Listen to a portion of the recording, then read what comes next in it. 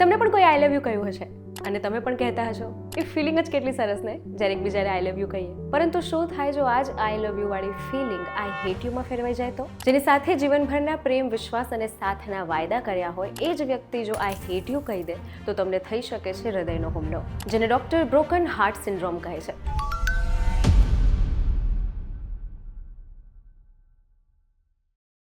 Hello, Janvi Pandya, fit and ફાઇનના આજના વિડીયોમાં જાણીશું કે શું છે આ બ્રોકન હાર્ટ સિન્ડ્રોમ, ક્યારે થાય છે અને એનાથી બચવા માટે શું કરવું જોઈએ. બ્રોકન હાર્ટ સિન્ડ્રોમ, જેને ટાકોત્સુબો સિન્ડ્રોમ પણ કહેવાય છે, આ ક્યારે થાય છે?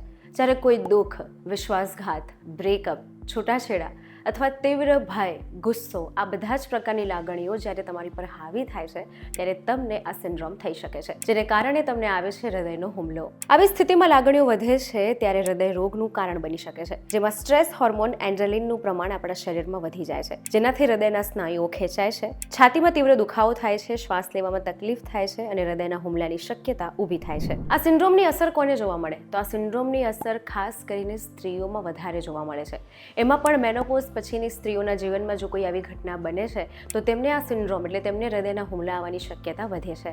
કેટલાક લોકો દુઃખદ ઘટના અને લાગણીમાંથી બહુ ઓછા સમયમાં બહાર આવી જતા હોય છે, પરંતુ કેટલાક લોકો લાંબે ગાળે એ જ લાગણીઓથી ઘેરાયેલા હોય છે અને આ જ માનસિક તણાવ અને લાગણી એમની માટે બની શકે છે હૃદયના હુમલાનું કારણ. શું આ સિન્ડ્રોમ કોઈને થયો છે? જી હા, ઘણા બધા કેસ છે. એમાંથી એક કેસ છે અભિનેત્રી ડેબી રેનોલ્ડ્સનો, જેનું મૃત્યુ એક દિવસ પહેલા જ તેમની પુત્રી કેરી ફિશરને ગુમાવવાના કારણે થયું હતું, જેને ડોક્ટર ટાકોત્સુબો સિન્ડ્રોમ ગણાવે છે. આ અભિનેત્રી પોતાની પુત્રીના મૃત્યુને સહન ન કરી શકી, એ શોક ભારે લાગ્યો, જેને કારણે એનું મૃત્યુ થયું. કોઈ સ્ટ્રેસફુલ ઘટના જીવનમાં થઈ છે અને તમને જો અચાનક છાતીનો દુખાવો વધારે લાગે છે, તમે બેભાન અવસ્થા ફીલ કરી રહ્યા છો, તો આ સમયગાળા દરમિયાન ડોક્ટર પાસે જવું, ડોક્ટરની સારવાર કરવી એ ખૂબ જરૂરી છે, જેમાં સામાન્ય રીતે બીટા બ્લોકર્સ અને ACE અવરોધકો જેવી હૃદયની દવાઓ અપાય છે, જે તમને હૃદયના હુમલાથી બચાવી શકે છે. આમ તો બ્રોકન હાર્ટ સિન્ડ્રોમ એ બહુ ઓછા કેસમાં જોવા મળે છે. કોઈ પ્રિયજનનું મૃત્યુ થવું, છૂટાછેડા થવા, અચાનક એ વ્યક્તિને ગુમાવવા કે જેની જરૂરિયાત તમારા જીવનમાં ખૂબ વધારે હતી, ખૂબ મહત્વની હતી, આવી બધી ઘટનાઓ ઘટે છે. વ્યક્તિ જ્યારે દૂર જાય છે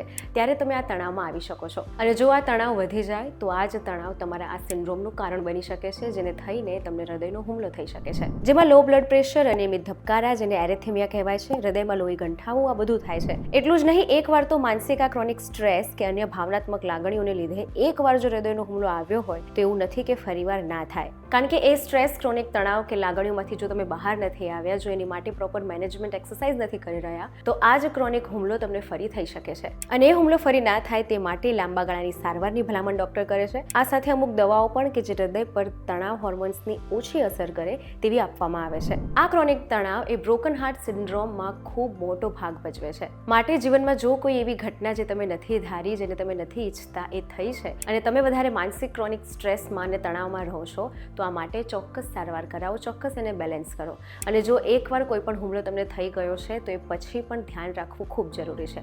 કઈ કઈ બાબતનું ધ્યાન રાખવું જોઈએ, શું કરવું જોઈએ જેથી આ બ્રોકન હાર્ટ સિન્ડ્રોમ ના થાય, અથવા હૃદયનો હુમલો આવી ગયો છે તો તે ફરી ના થાય, એ માટે શું કરવું ચાલો જાણીએ. સૌથી પહેલું, સ્ટ્રેસ મેનેજમેન્ટ. એવી એક્ટિવિટી કરો કે જે તમને તમારા મગજને રિલેક્સેશન ફીલ કરાવે. એક્સરસાઇઝ કરો, મેડિટેશન કરો, યોગા કરો, જેના કારણે સ્ટ્રેસ હોર્મોન રિડ્યુસ થાય છે. આ સાથે હેલ્ધી લાઇફસ્ટાઇલ અપનાવો. આ માટે એક્સરસાઇઝ કરો, પોતાની જાતને ફિઝિકલ એક્ટિવિટીમાં રાખો, પ્રોપર ડાયટ ફોલો કરો, જે તમારા હૃદય માટે જરૂરી છે તેવી વસ્તુઓ અપનાવો. આ સાથે નિયમિત ઊંઘ લો.